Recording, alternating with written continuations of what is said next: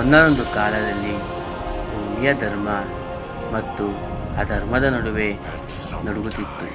ಹಸ್ತಿನಾಪುರವೆಂಬ ಮಹಾರಾಜ್ಯದೊಳಗೆ ಪಾಂಡವರು ಮತ್ತು ಕೌರವರು ಒಂದೇ ರಕ್ತದ ಸಹೋದರರು, ಆದರೆ ವಿಧಿಯ ಆಟದಿಂದ ಶತ್ರುಗಳಾಗಿದ್ದರು. ಭಾಷೆಯ ಆಟದಿಂದ ಎಲ್ಲವೂ ಆರಂಭವಾಯಿತು.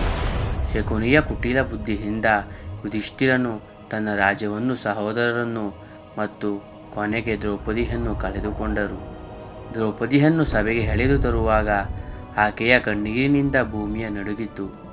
ಅವಳ ಗೌರವ ಕಳೆದುಕೊಳ್ಳುತ್ತಿದ್ದಾಗ ಅವಳು ದೇವರನ್ನು ಕರೆಯದಳು. ಆ ಕ್ಷಣದಲ್ಲಿ ಕೃಷ್ಣನು ಪ್ರತ್ಯಕ್ಷನಾದ.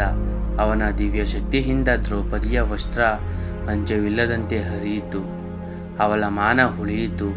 ಆದರೆ ಆ ದಿನ ಧರ್ಮವೇ ಬಿದ್ದಿತು. ಆ ದಿನ ಪಾಂಡವರು ಪ್ರತಿಜ್ಞೆ ತೆಗೆದುಕೊಂಡರು. ಅಧರ್ಮದ ಮೇಲೆ ವಿಜಯವನ್ನು ಸಾಧಿಸುವವರೆಗೆ ನಾವು ವಿಶ್ರಾಂತಿ ಪಡೆಯುವುದಿಲ್ಲ. ವರ್ಷಗಳೇ ಕಳೆಯುತ್ತವೆ.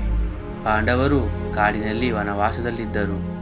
ಅಲ್ಲಿ ಅವರು ಕಷ್ಟ ಅನುಭವಿಸಿದರು, ಧ್ಯಾನ ಮಾಡಿದರು, ಶಾಸ್ತ್ರಾಭ್ಯಾಸ ಮಾಡಿದರು. ಅರ್ಜುನ ಕೃಷ್ಣನಿಂದ ದಿವ್ಯಾಸ್ತ್ರಗಳನ್ನು ಪಡೆದನು. ಒಂದು ರಾತ್ರಿ ಅರ್ಜುನ ಕೃಷ್ಣನನ್ನು ಕೇಳಿದನು, ಮಾಧವ, ನಾವು ಸತ್ಯದ ಮಾರ್ಗದಲ್ಲಿದ್ದರೂ ಏಕೆ ಇಷ್ಟು ನೋವು ಅನುಭವಿಸುತ್ತೇವೆ? ಕೃಷ್ಣ ಶಾಂತವಾಗಿ ಉತ್ತರಿಸಿದ್ದ, ಸತ್ಯದ ದಾರಿ ಸುಲಭವಲ್ಲ ಅರ್ಜುನ, ಅದು ಕಷ್ಟದಿಂದಲೇ ಬೆಳೆಯುತ್ತದೆ. ನಿನ್ನ ಯುದ್ಧ ಕೌರವರ ವಿರುದ್ಧವಲ್ಲ, ನಿನ್ನೊಳಗಿನ ಭಯದ ವಿರುದ್ಧ. ಅದು ಅವನಿಗೆ ಹೊಸ ಶಕ್ತಿ ಕೊಟ್ಟಿತು.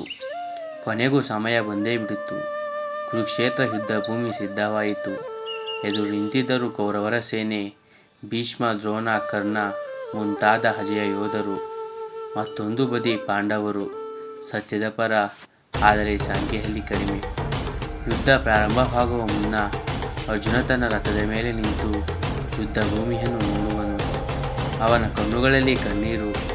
ಇವರು ನನ್ನ ಬಂಧುಗಳು, ಗುರುಗಳು, ನಾನು ಇವರನ್ನು ಹೇಗೆ ಕೊಲ್ಲಲಿ ಕೃಷ್ಣ? ಅವನ ಕೈ ಬಿದ್ದು ಹೋಗುತ್ತದೆ. ಆ ಸಮಯದಲ್ಲಿ ಕೃಷ್ಣ ದಿವ್ಯ ನಗು ಕೇಳಿಸುತ್ತದೆ. ಅವನ ಮಾತುಗಳು ಆಕಾಶದಲ್ಲೇ ಘೋಷಿಸುತ್ತವೆ, ಅರ್ಜುನ, ನಿನ್ನ ಕರ್ತವ್ಯದಿಂದ ಹಿಂದೆ ಸರಿಯಬೇಡ. ದೇಹ ಸಾಯುತ್ತದೆ, ಆದರೆ ಆತ್ಮ ಎಂದಿಗೂ ಸಾಯುವುದಿಲ್ಲ. ಧರ್ಮಕ್ಕಾಗಿ ಹೋರಾಡುವುದು ಪಾಪವಲ್ಲ. ಅವು ಭಗವದ್ಗೀತೆಯ ಮೊದಲ ಶಬ್ದಗಳು. ಅರ್ಜುನನ ಹೃದಯದಲ್ಲಿ ಧೈರ್ಯ ಹುಕ್ಕುತ್ತದೆ. ಅವನ ಕಣ್ಣುಗಳು ಹೊಸ ಬೆಳಕಿನಂತೆ ತುಂಬುತ್ತವೆ. ಯುದ್ಧಂಬ ಆರಂಭವಾಗುತ್ತದೆ. ಭೂಮಿ ನಡುಗುತ್ತದೆ. ಅಂಬುಗಳು ಮಳೆ ಸುರಿಯುತ್ತದೆ. ಭೀಷ್ಮ ಬಾಣಗಳು ಹಾಸಿಗೆಯಲ್ಲಿ ಬೀಳುತ್ತಾನೆ. ಆದರೂ ನಗುತ್ತಾನೆ, ಧರ್ಮ ಗೆಲ್ಲುತ್ತದೆ ಎನ್ನುತ್ತಾನೆ. ಅಭಿಮಾನ್ಯು ಚಕ್ರವ್ಯೂಹದಲ್ಲಿ ಸಿಕ್ಕಿಕೊಂಡು ಶೌರ್ಯದಿಂದ ಹೋರಾಡುತ್ತಾನೆ, ಆದರೆ ಬಲಿಯಾಗುತ್ತಾನೆ. ಅರ್ಜುನ ಆಕಾಶದತ್ತ ಕಿರುಚುತ್ತಾನೆ, ಇದು ಧರ್ಮದ ಯುದ್ಧವಾ ಅಥವಾ ಶಾಪ? ಕೃಷ್ಣ ಮೌನವಾಗಿರುತ್ತಾನೆ. ಅವನ ಕಣ್ಣುಗಳಲ್ಲಿ ವಿಶ್ವದ ತೀವ್ರ ಸತ್ಯ. ಕೊನೆಗೆ ಕರ್ಣನ ರಥದ ಚಕ್ರ ಮಣ್ಣಿನಲ್ಲಿ ಸಿಲುಕುತ್ತದೆ. ಅವನು ರಥದಿಂದ ಇಳಿದು ಕೃಷ್ಣನತ್ತ ನೋಡುತ್ತಾನೆ. ಧರ್ಮದ ಹೆಸರಿನಲ್ಲಿ ನಾನು ಸೋಲುತ್ತಿದ್ದೇನೆ, ಆದರೆ ನಾನು ಗೌರವದಿಂದ ಬೀಳುತ್ತಿದ್ದೇನೆ. ಅರ್ಜುನ ಬಾಣ ಎಸೆಯುತ್ತಾನೆ. ಕರ್ಣ ಬೀಳುತ್ತಾನೆ. ಯುದ್ಧ ಮುಗಿಯುತ್ತದೆ. ಧೂಳು ಶಾಂತವಾಗುತ್ತದೆ. ಪಾಂಡವರು ಗೆದ್ದಿದ್ದಾರೆ, ಆದರೆ ಆ ಗೆಲುವಿನಲ್ಲಿ ಸಂತೋಷವಿಲ್ಲ. ಯುಧಿಷ್ಠಿರ ಕೃಷ್ಣನತ್ತ ತಿರುಗಿ ಕೇಳುತ್ತಾನೆ, ಮಾಧವ, ನಾವು ಏನು ಗೆದ್ದಿದ್ದೇವೆ, ರಾಜ್ಯವು ಅಥವಾ ಖಾಲಿತನವು? ಕೃಷ್ಣ ನಿಧಾನವಾಗಿ ಹೇಳುತ್ತಾನೆ, ನೀವು ಗೆದ್ದಿರುವುದು ಸತ್ಯ, ಆದರೆ ಸತ್ಯ ಯಾವಾಗಲೂ ನೋವಿನಿಂದಲೇ ಬರುವುದು.